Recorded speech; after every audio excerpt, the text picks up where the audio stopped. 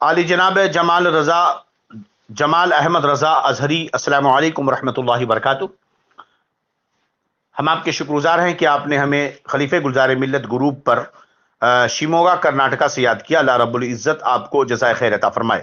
فقیر قادری گدائے نظامی بدرالدین احمد خان رضوی مصباحی آپ سے مخاطب ہے۔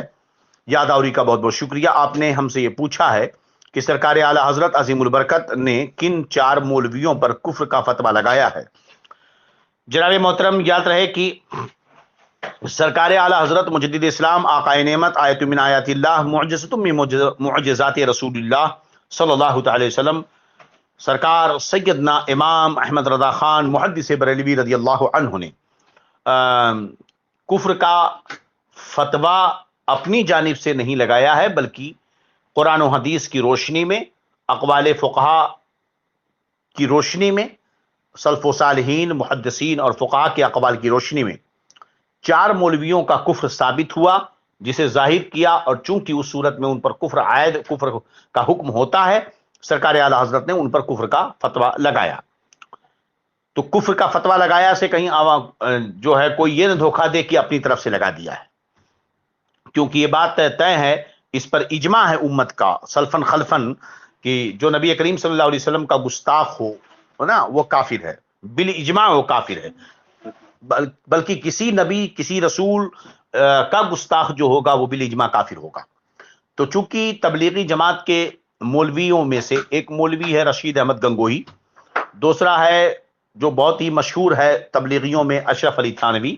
اور تیسرا ہے اسماعیل دہلوی، اور ایک ہے یعنی قاسم نانوتوی، اسماعیل دہلوی پر نہیں، قاسم نانوتوی، اور چوتھا ہے خلیل احمد امبیٹوی۔ تو اسماعیل دہلوی کیا کہتے ہیں، اشرف علی تھانوی نے اپنی کتاب حفظ الایمان میں نبی کریم صلی اللہ علیہ وسلم کے علم پاک کو جانوروں پاگلوں کے مشابہ قرار دیا معاذ اللہ، اس لیے اس پر کفر کا فتویٰ اور بھی اس کی عبارتیں ہیں۔ اور اسی طرح خلیل احمد امبیٹوی اور رشید احمد گنگوہی وغیرہ نے نبی کریم صلی اللہ تعالی علیہ وسلم اللہ کی شان میں گستاخی کی امکان کذب کا قول کیا کہ اللہ تعالیٰ سے جھوٹ بولنا ممکن ہے معاذ اللہ، اور یہ کہ نبی کریم صلی اللہ علیہ وسلم کے علم سے بڑھ کر شیطان کے علم کو مانا۔ اور یہ قاسم نانوتوی، اس نے اپنی کتاب جو ہے تحذیر الناس میں ختم نبوت کا انکار کیا، جو ضروریات دین میں سے، یعنی ہمارے نبی صلی اللہ علیہ وسلم کے آخری نبی ہونے کا انکار کیا ہے، اور منطقانہ بحثیں کر کے لوگوں کو الجھانے کی کوشش کی ہے، اور خاتم النبیین کا معنی آخری نبی، اس معنی کا خیال کو اس نے جاہلوں کا اور عوام کا خیال بتایا، جبکہ خاتم النبیین کا معنی آخری نبی ہونا یہی صحابہ کا نظریہ تھا، یہی صحابہ سمجھتے تھے خاتم النبیین سے، یہی مطلب،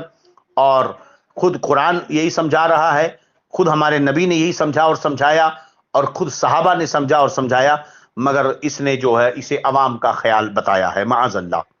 تو بہرحال اس نے بھی کفر بکے ہیں، اس لیے اعلی حضرت رضی اللہ تعالی عنہ نے